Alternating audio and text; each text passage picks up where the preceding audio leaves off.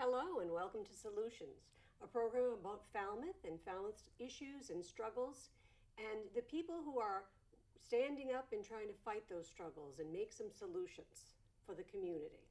I'm your host, Eileen Preston, and today we're talking about the opioid addiction, specifically the difficulties in staying sober and some of the programs we need to do to get people to stay sober. Our guest today is Amy Doherty. She's the founder and president of WellStrong, which is a new nonprofit opening up on Main Street here in Falmouth. Amy Doherty, thanks for being here. Oh, thanks for having me. I'm really happy to be able to talk with you today. Well, it's great. I'd like you to start by giving us a big picture of the opioid crisis in Massachusetts. It's obviously in the nation, and Falmouth as well. Right. I don't think it's a secret to anybody. You know, it's in the news, and it's a crisis. It's an epidemic. I mean, people are dying. Our kids are dying. I think in 2016 in Massachusetts alone, there were 2,000 deaths, close to 2,000 related to opioid overdoses. Right. That's about 5 a day. Of those, 78 were on Cape Cod. You know, it's a real problem. It's not even just the deaths, the relapses. You know, whether it's opioid relapses or whether it's alcohol, it's a real problem. You know that you hear about Narcan and it's saving lives, but the addiction just has a hold on people. It's got a hold on. It makes changes to their brains in ways that they. You know, they try to get better, and they're just finding it really difficult to stay clean, to stay sober, without a lot of different supports in the community. And the other, it's not just the opioid crisis either. You know, on Cape Cod, we've got a huge alcohol problem. Right. There are like double the amount of people addicted to alcohol on Cape Cod than all other drugs combined. Yeah, it's like a silent epidemic. It is. Yeah. It is. And now, for relapses, I think I saw in your research it was almost 90% relapse rates. Yeah, yeah. And for opioids. For opioids. Yeah. So, and that brings us to your program, Right. WellStrong. Right. So you're trying to help people Right. prevent relapse. Absolutely. So tell us more about your program. Okay. So, you know, life in recovery is a very difficult time for people. You know, when you go through treatment, your life is, you're at the bottom. You know, things are as bad as they can get. We see it in the papers. And so when somebody goes through treatment for addiction, they are dealing with shame, depression. You know, their bodies have been through horrible things, and they're just not in a good place.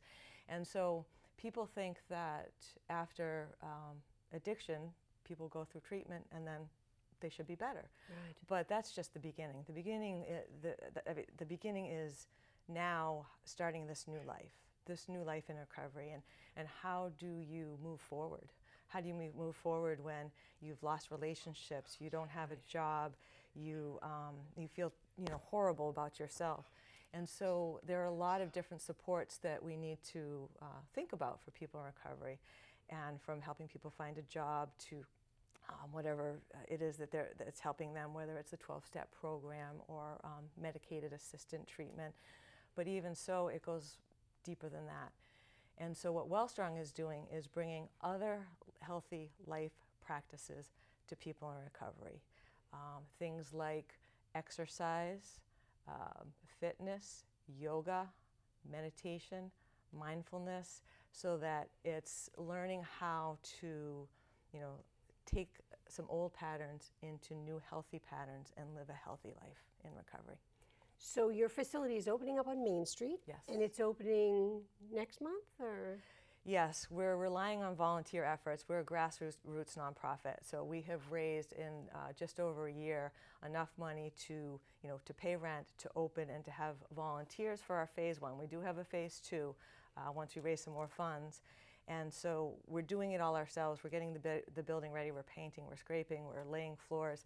And so because we're relying on volunteers, we don't have an exact opening date, right. But it looks like it will be end of October, beginning of November at the latest. And your volunteer family and friends, or are these people in recovery?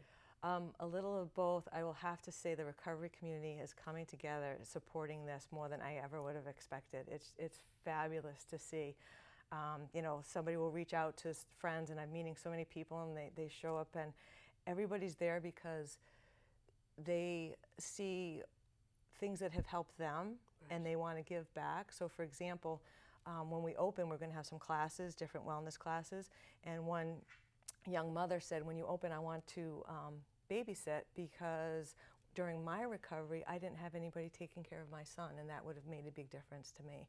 And then we've got a lot of people that are coming to help paint and to help do things to get ready, just because it was good for them. Or another woman said she wouldn't have gotten sober if it wasn't for yoga, and so she wants to help get ready and then help teach so that she can share that. And this is what I'm seeing. Everybody wants to help other people with what helped them. And has there been, it seems like you found some studies that physical fitness and meditation help with recovery, and why is that?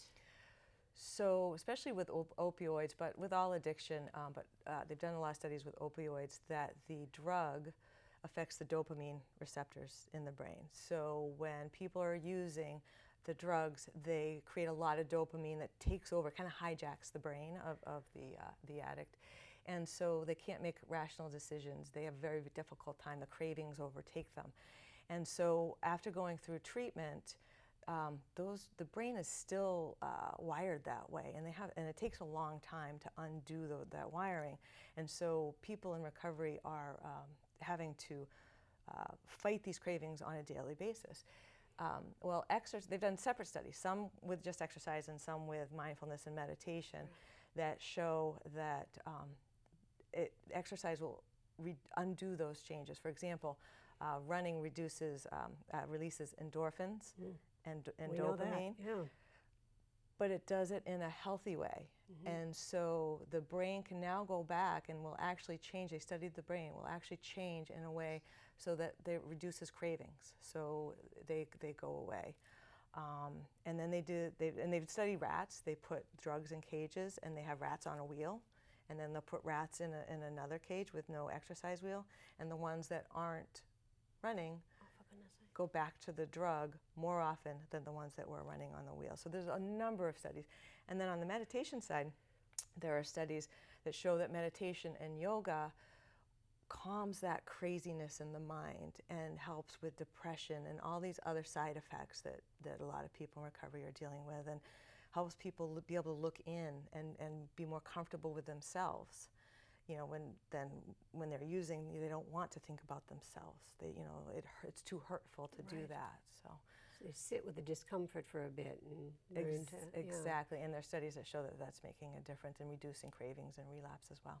And trauma yoga, I guess you're going to do that as well, right? Yes. Can you talk about what that is? Trauma-informed yoga is a type of yoga where the instructor is very aware of the feelings of somebody that has gone through something very traumatic, and so the instructor will know certain signs to look out for. For example, they might know not to just go to touch people because some people may not want to be touched, or how to use certain poses or breathing to help people who have been through certain experiences, be able to calm in a way that might be different than somebody else. So they're just aware of traumatic experiences and things that they can do that are more helpful, that can be helpful during a yoga class. How many teachers do you have? It's amazing. Right now, I said we have 2 phases. We have a volunteer phase, and eventually we will probably be hiring. But just in a volunteer alone, when we open up, we'll have 3 yoga teachers that will be doing a couple of times a week. We'll have 1 yoga person that will be doing a workshop once a month. We have 2 people that have offered to do some fitness with circuit weight training, and another person who just called me up in recovery, just completed a half Ironman triathlon, and said to me such a difference in his recovery. He wants to help people train for races. We have some people leading walks and runs. Got a young woman who is in recovery who is going to be boxing. She's in a match at the end of this month, and she wants to teach kickboxing. Oh, wonderful. So the number of people just volunteer alone is phenomenal. I think we have some slides about testimonials. People have said that kickboxing has helped them because it helps them with their aggression, and yoga just to breathe through a an uncomfortable situation, right? Absolutely. So How did you get involved in this? A couple of things in my life came together all at the right time, I'll have to say. My connection to addiction, it goes back to my family, and I know my father, he's an artist, and he talks about his addiction to alcohol publicly, so he wouldn't mind me talking about this. But I grew up in a home where he was an active drinker, and it was very volatile. And but when I was a teenager, he stopped drinking, and he was going to AA. My mom was going to Al-Anon, and so I was exposed to 12-step and the whole program, and eventually went to some of my own meetings, and so I had a connection there. And then when I was older, my brother, in his 30s, he had been dabbling in alcohol and drugs a little bit, but in his 30s, it turned into a real problem and extended to some other drugs, to the point where we needed to do a family intervention. And we went through Gosnold at that point. And I remember it was a snowstorm the night that we actually did the intervention. And I don't know if you're familiar with how those work, but everybody will rehearse for a couple of times that is going to be present when you bring the person in. And you basically talk to your loved one, and you explain to them why you want them to stop this behavior that's hurting them, why you love them, and it could be a sister, a child, a mother, a friend. You get all the important people in the room. And we go around and we all say why we want this person, my brother, to stop. And then you give them the chance to say, okay, I will go into treatment now or not. And you don't know how That's right, yeah. he's going to react. So my brother said, yeah, I'll go. So in the middle of a snowstorm, my mother and my sister brought him down to Gosnold. And he went through the whole program. He was in detox. He went to the treatment right after. He was in their residential program at Miller House, and lived in recovery for 7.5 years. And after 7.5 years of working construction with a sober crew, meeting his wife, who he was married for 3 years, he died in the middle of the night at age 39 of a heart attack. So his recovery, a very successful one, was cut short. Yeah. And my parents asked my husband and I at the time, who were race directors of some local 5Ks, if we would put on a race in his memory to raise money for Gosnold. So we agreed, and we did. And this past, we're into October, the beginning of September, we had the 7th annual David Lewis Run for Recovery. Here in Falmouth. Here in Falmouth. Oh, wonderful, yes. Big race. Stopped and started at Gosnold. It's a wonderful feeling. It's a road race with very positive energy, and a lot of people will say, oh yeah, I ran that my first year sober, and I haven't missed that in 3 years, and it's a really neat event. And we're hoping to make it an even bigger event. So that began my connection with Gosnold. And I had some time to volunteer, and running had always been important to me.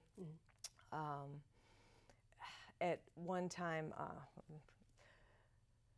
I might as well, yeah, sure. This is part, I said things all come together. So I was an athlete, and I would compete a lot in triathlons, and was very, very active in the Cape. And then I got sick and didn't know exactly what it was. And for about 3 years, could barely run a mile. I had actually completed an Ironman triathlon, and I was so sick I couldn't run a mile. It was during that time that I added meditation and yoga to what I was doing. And once I got well... So you talk the talk, you walk the walk. Yeah, great. Yes. Yeah. And then once I got a little bit better, I could start exercising again. And I know that the reason why I got better was because of the whole mind-body connection. It wasn't just the medication I was on. Right. It was, I had done the yoga, the meditation, and the exercise to help my whole body heal. So that was my experience. Yes. So I wanted to share that with people in recovery. So I started volunteering at Emerson House, which is the residential house for women. Yes. Through Gosnold in Falmouth. And I would show up once a week on Fridays to lead a walk-run. And we would walk for, depending on who was there, walk maybe for 20 minutes, and then might come back and get the walk joggers, and we do that for 20 minutes. And I got to know the women because they were there for a while, and we got talking. And that's where they would say things to me like you would see in those quotes, like, if it wasn't for yoga, I wouldn't be alive. You know, if it wasn't for boxing, you know, boxing saved my life. And they were talking about how at Emerson House they were doing yoga and they were going to the gym and people would come in and do meditation. But then when they got out of treatment, they weren't continuing it. Oh, yeah. I mean, some people could afford a gym membership, most couldn't. Yeah. They're dealing with shame and guilt, and I think, you know, it was Self-esteem issues. Yeah. Exactly, exactly. So trying to go to a gym, it just wasn't comfortable.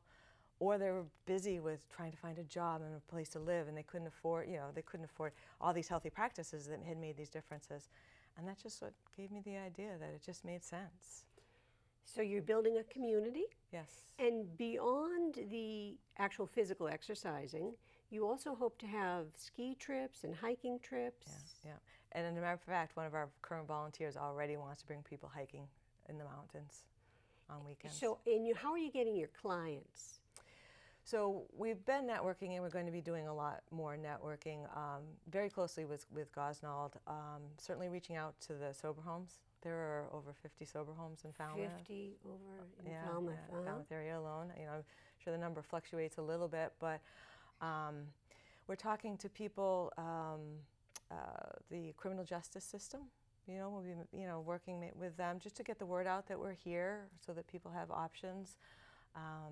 There's the word of mouth in this community, the recovery community is great. You know, people always are talking with what's helping them.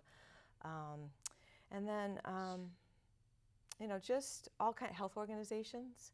Hopefully we'll be working. The hospital? Yeah, Cape Cod Healthcare, the Community Health Center in Mashpee. Yes. So they actually have an addiction program where they want to bring a lot of different healthy practices into their program, where they're treating medically assisted treatment for people in recovery.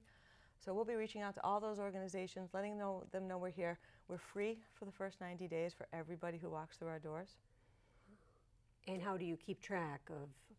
We've got a software system that can keep track of all that information, attendance, and we're going to have an attendance requirement for people in early recovery during that free period. And then after the 90 days, we'll sit down and we'll talk to everybody about where they are and make sure it's affordable.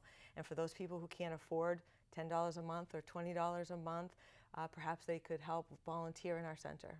You know, do some cleaning, do some, you know, working at the desk or something like that. So.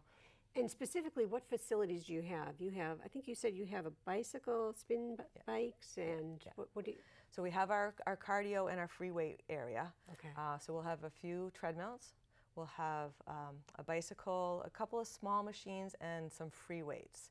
We're not going to have any of the real heavy-duty Nautilus-type machines. Right. But we will have some weights through circuit classes and free weights and TRX systems and those kinds of things. That's our front area of the space.